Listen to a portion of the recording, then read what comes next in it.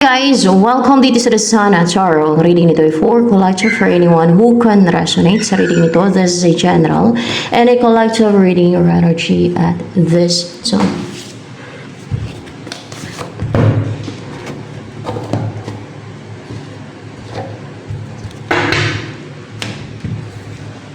Daming dumi.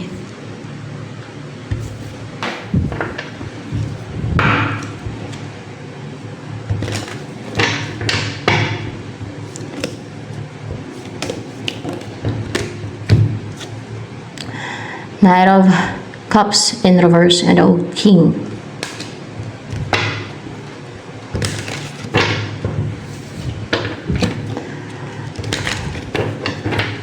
Was with a Knight of Cups in reverse here.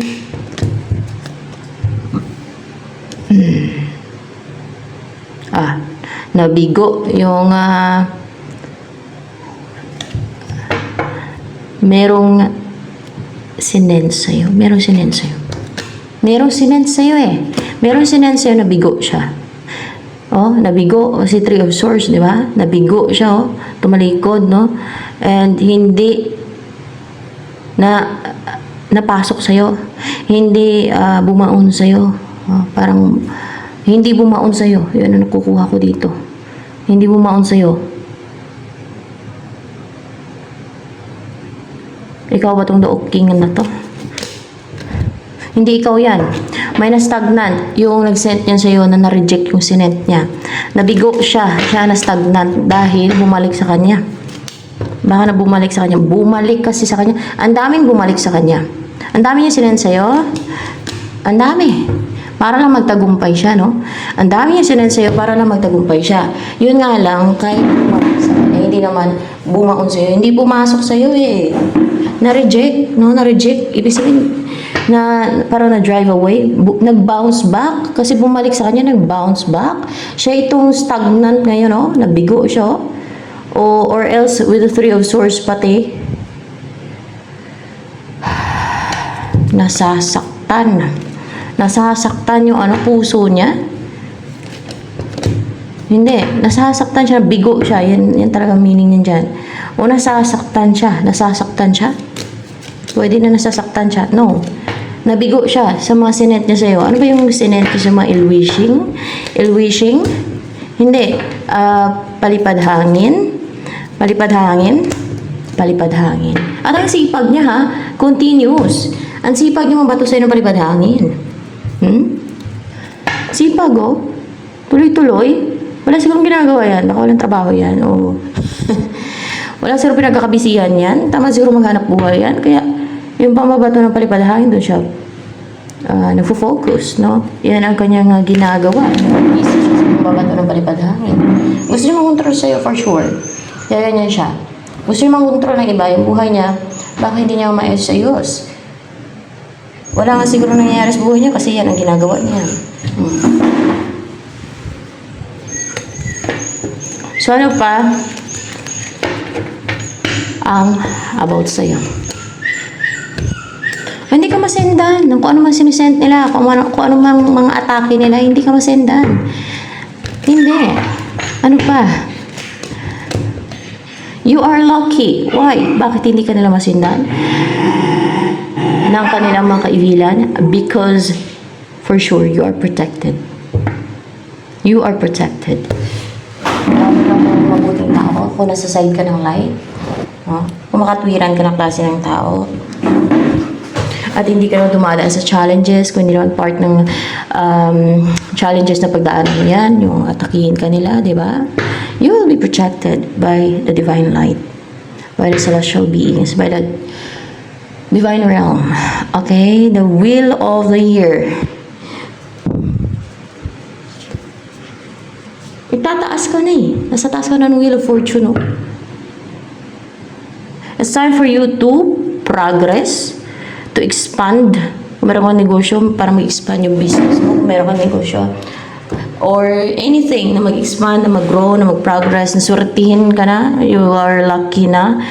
Or kung may nakadestin sa'yo, pwede ding destiny to na kung ano yung meant para sa'yo, kung ano yung nakadestin sa'yo, ay mapapasayo na yan.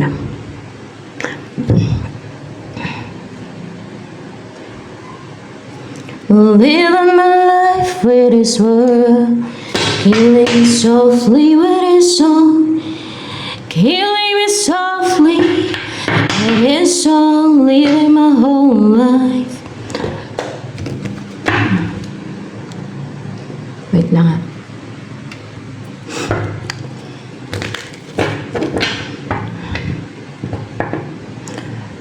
Sino ang nag-pursue sa'yo na person? Diretso na tayo. Ay, someone na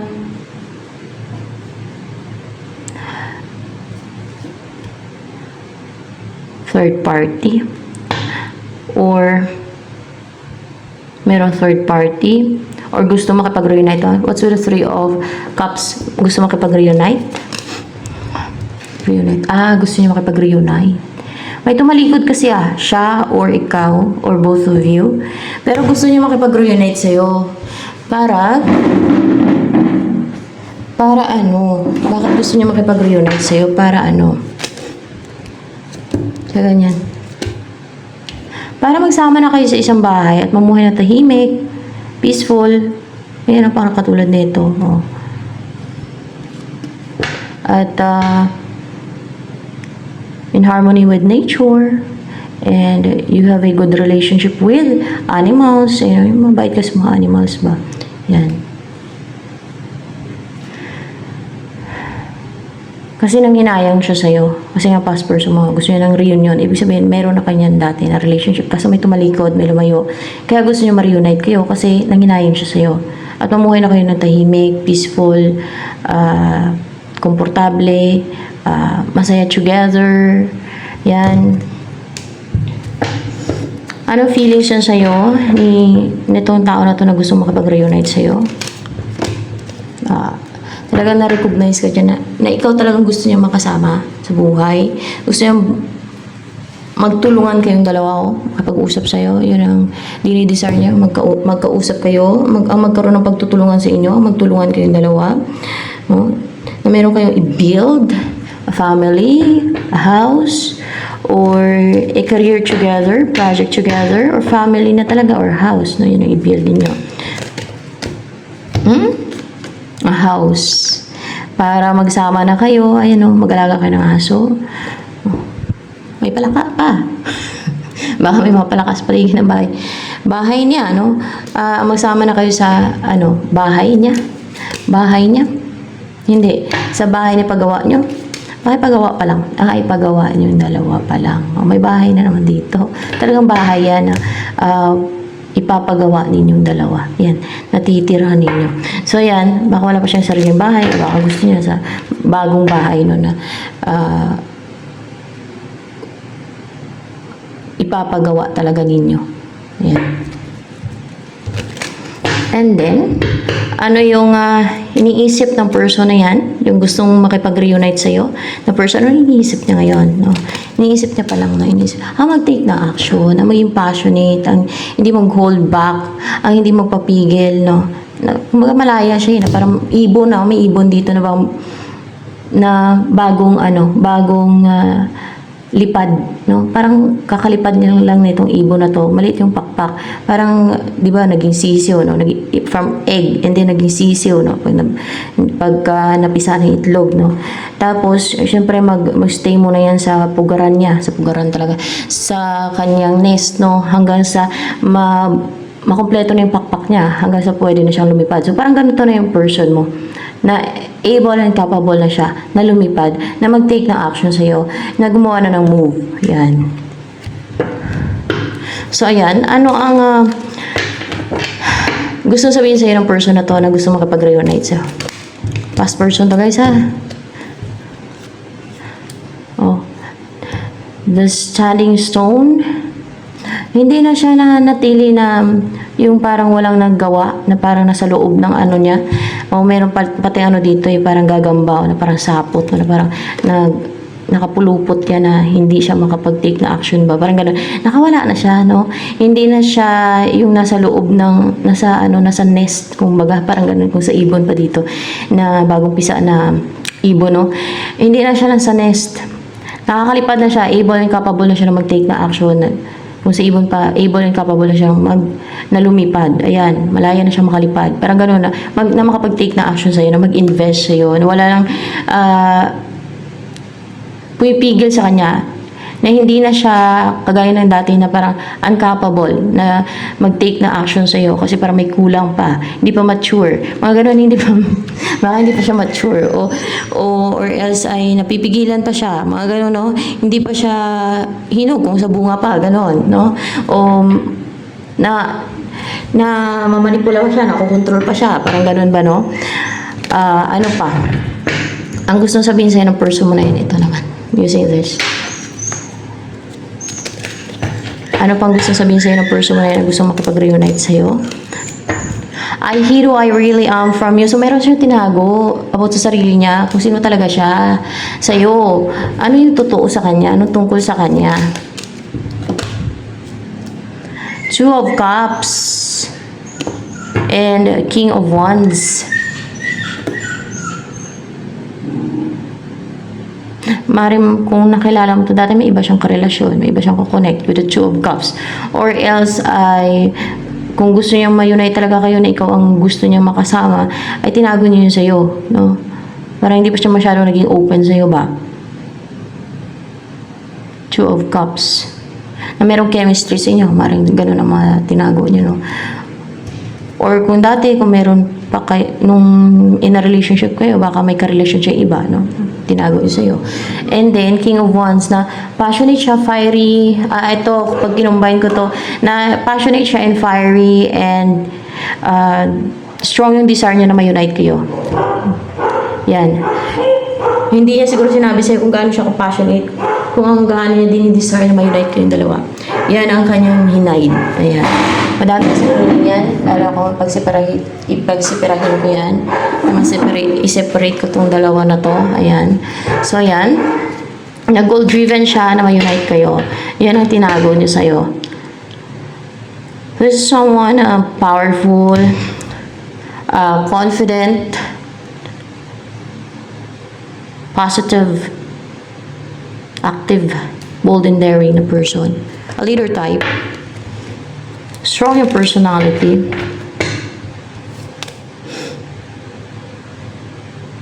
Ano ka ba sa buhay niya ng person na to na gusto makipag-reunite sa'yo? Queen of Pentacles. Ikaw yung resting place niya. Ikaw yung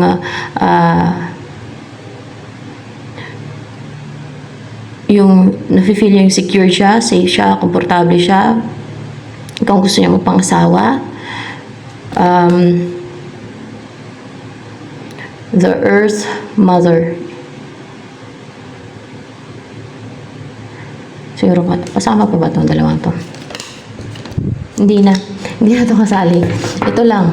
Yan. And then, para sa kanya, ano yung nagustuhan niya sa'yo? Bakit gusto kanya mapangasawa o maging partner niya sa buhay? Kasi, you don't doubt yourself. You're confident to show your true self. Your real self. Kung ano ka. Truth, color blue. Confident yung mukha nito dito. And you don't doubt yourself. You don't doubt na express yung sarili mo. Ipakita mo yung totoong ikaw. And hindi mo na iniisip yung sabihin ng iba eh. Yung maging reaction ng iba eh. Sa kung ano yung sasabihin ng iba sa'yo. Based sa action mo, sa sinasabi mo. You're being true. Yun. And then, ano pa ang kinabiliban sa'yo ng person mo na yan? Meron ba? Meron ba siyang kinabiliban sa'yo? Pwede. Parang palang pa naman yan. Clarification. Meron, pero parang konti lang. Kasi clarified by Two of Pentacles. Ano yung kinabiliban sa'yo ng person mo? Counselor, isa lang. Kasi, vast your knowledge mo, like sa ocean, no? Like the ocean, vast, di ba yung ocean, no? And, vast yung kaalaman mo. Magaling ka mag-guide, magaling ka mag-advise, magaling ka magsalita, no? In a crowd or sa harap ng ibang tao. Magaling ka na counselor, the counselor eh. Yan. And pag magsalita ka with heart, with emotion, yan. Kasi water, and may heart pa dito.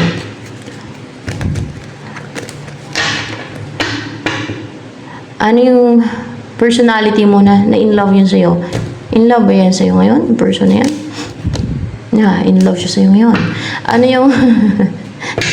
Pero in love siya sa'yo ngayon. Ano yung personality mo o pagkatao mo o sa'yo, no? Na kinainlaban sa'yo ng person mo? Marunong ka magtimbang-timbang, no? Marunong ka mag-identify kung ano yung mabubuti sa hindi. Kung ano yung makasakit sa hindi. Kung ano yung good from bad. Kung ano yung tamang desisyon sa maling desisyon. Yan. You gain wisdom through your experiences and through the experiences of others. Oh, white hair. And through sa mga pinagdaanan mo struggle, so parang nakakadena. Nung times na parang na-stagnant ka, nung times na parang na-chain ka, nung times na parang dumadaan ka sa pagsubok, mga ganon. Challenges, ayan, kasi naka-chain. No? So, yan. And, ano ang gusto sabihin sa'yo ng person na to na gusto makipag-reunite sa'yo? Anong gusto niya sabihin sa'yo? Ay, kahit na may nakaraan kayo, kasi past person mo daw siya, no? O, di ba? Verified talaga dito. Ay, ikaw ang gusto niyang, kahit na nagkalayo na kayo ng loob ba? Kasi nagkaiwalay kayo, di ba? O, kahit na hindi na kayo close, hindi na kagaya ng dati na okay kayo, na close kayo, na you're okay, kasi na relationship pa kayo noon, kasi di ba naghiwalay kayo, no? Kaya, past person mo eh. Gusto ng reunion eh, no? Ay, ikaw pa rin ang gusto niyang makasama. Kahit siguro may mga nagbago na sa inyo, may mga nag-change, syempre ay, ikaw ang gusto niyang makapiling na alam niyang kampante siya, panatag yung loob niya, masaya siya, o nakangiti yun dito. Natunay siyang masaya, fulfilled, happy, na kahit ba simple yung buhay ninyo, no? Simple man o marangya man na mas simple, ay masaya siya. Basta ikaw yung asawa niya, ikaw yung kasama niya. Yan. Fulfilled siya, satisfied siya pag ikaw yung kasama niya. Tunay yung happiness na maramdaman niya. Yan. Kasi mahal ka niya eh. Oh, ganun pag mahal mo yung isang tao eh.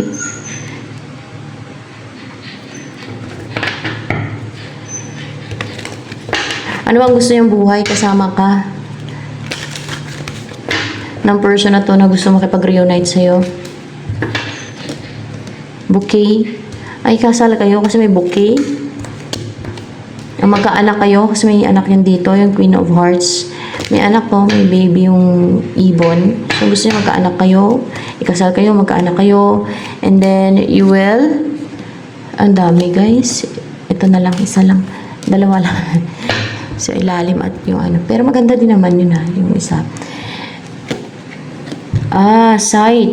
Yung kahit simple yung buhay ninyo ba? Yung magtanim-tanim kayo sa paligid ng bahay, ganyan. At mamasyal kayo sa mga bundok, sa bundok, na mag-hiking kayo, mamik or mag-pick kayo ng mga mushroom dito, ng berries, mga ganyan ba? At, titira kayo sa paanan ng bundok o sa bundok. Mag-alaga kayo ng baka, kasi may baka dito. Or kung ayaw nyo, edi...